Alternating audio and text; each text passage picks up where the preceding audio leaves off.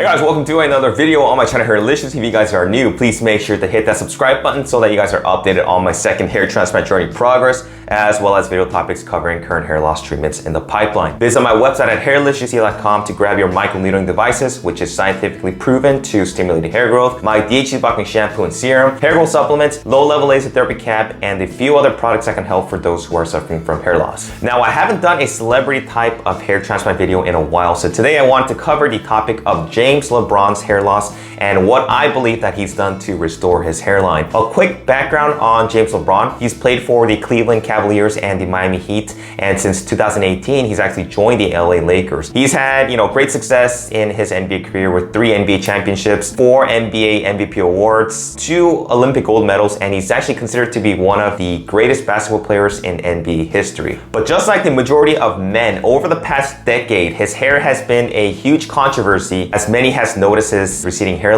and every subsequent season he would actually end up with a fuller head of hair. So let's go and take a quick look at James Lebron's hairline evolution and over the years to visualize what's been happening. So this is a photo of James Lebron in 2004 with no signs of hair loss on his temples or his hairline, and I think, in my opinion, it is looking pretty good. In 2006, his hairline still looks pretty good, although you can kind of see some slight temporal recession. There's nothing alarming at this point.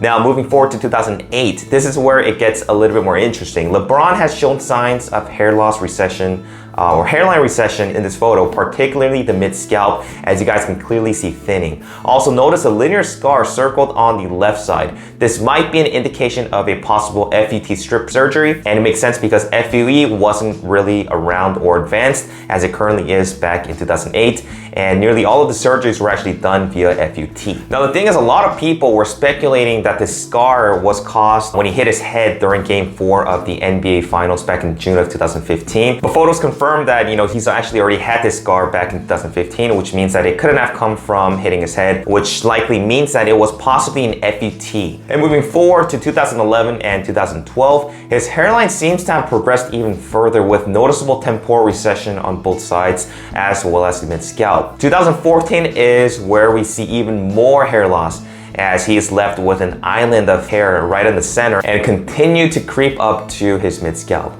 He's probably about a Nord 4A to a Nord 5 at this point, but things get even crazier in this photo shown here. The one on the left, dated June 14th, 2014, clearly shows hairline recession, but you guys can clearly see a defined hairline in the front, most likely from a prior hair transplant. The photo on the right is dated September 16th, 2014, and surprisingly, it shows a completely full head of hair, all between a 3-month span. Now, the most likely scenario in this case is that he's had possibly another hair transplant via FUE, and after 3 months of growth, he decided to just put on some type of hair concealer. There's just no way that a hair transplant could give you that much hair growth in a span of 3 months. It definitely had to be some type of hair fiber or concealer, and that explains the fact that in 2017 you can once again still see thinning on the temples and mid-scalp, and this is only possible because he previously used a non-permanent solution to treat his hair loss, especially with something like hair fibers or hair concealers,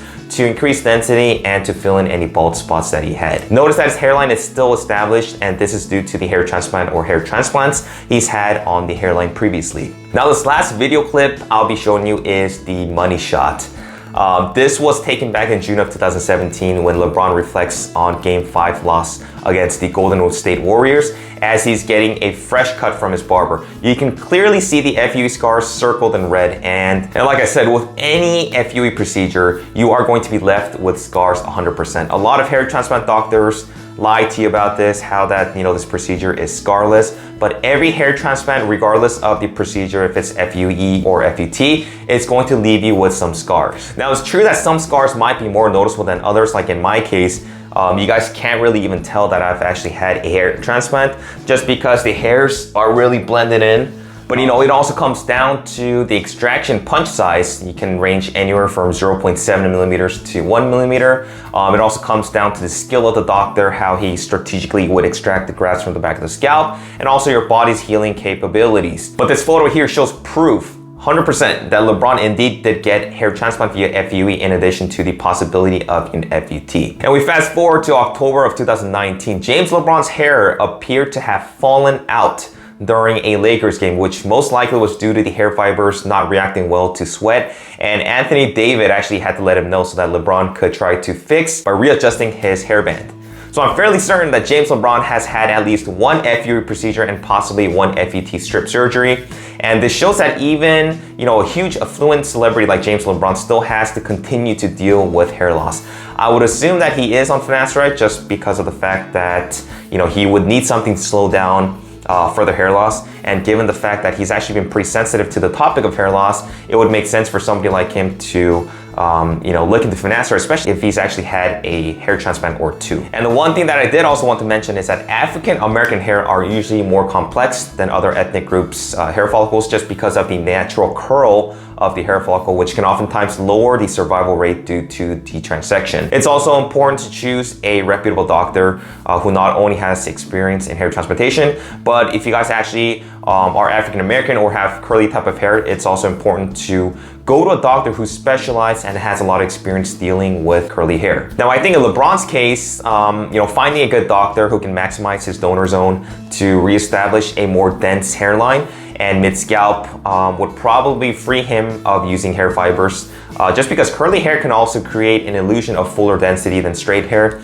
just because of the fact that it's curly and it covers more area. So I think he has that to his advantage given his advanced hair loss. And obviously money isn't an issue for him. A lot of the videos that I've seen about, a lot of like these celebrities, they actually don't end up doing a lot of research to find a good hair transplant. They think that one of the major chains, like Bosley or whatever's around is probably the best bet or the best results that they'll be getting. But people like you and me, we do our research and we look specifically for doctors who actually have good experience, somebody who can actually recreate a natural looking hairline, like it was in my case. I actually got mine at Motion Clinic.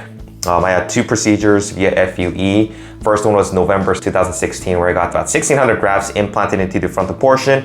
And then last year in November of 2019, I actually went back to the same clinic to get a much more natural looking hairline, and I also filled in the temporal point. So I'm a little over 5 months now, and you guys can just see how natural everything looks. And I think if LeBron is able to find a good reputable doctor, and there's plenty of doctors where he lives, in California, there's a lot of doctors who actually do celebrity hair transplants. I don't know exactly the doctor who actually did LeBron's hair transplant. He's never said anything, or I've never found anything online that would indicate which doctor did his procedure. Given the fact that he still has donor hair available, in my opinion, he should be able to find a good doctor and get better coverage and density and free himself from the hairband that he's been having for the past 10 decades or for the past 10 years. And that's just to cover up, it's the same thing as people wearing hats, just to cover up the fact that they're receding. If you don't see it, then you don't have to worry about it. So I think the same case for LeBron was that he used to wear these headbands for the past decade where, he would just cover up his receding hairline. And then over the years, as his temples were continuing to recede more and more, his hairband would also go up to catch up and be able to, cover the hair loss that he had. That's pretty much it, guys. If you guys like these type of videos, make sure to give it a thumbs up. Let me know in the comments what other hair what other celebrity that you guys want me to analyze to see if they've actually had hair transplants or not. Thanks for watching, guys. If you guys have any questions, make sure to email me or leave us in the comments below, and I will talk to you guys in my next video. Take care.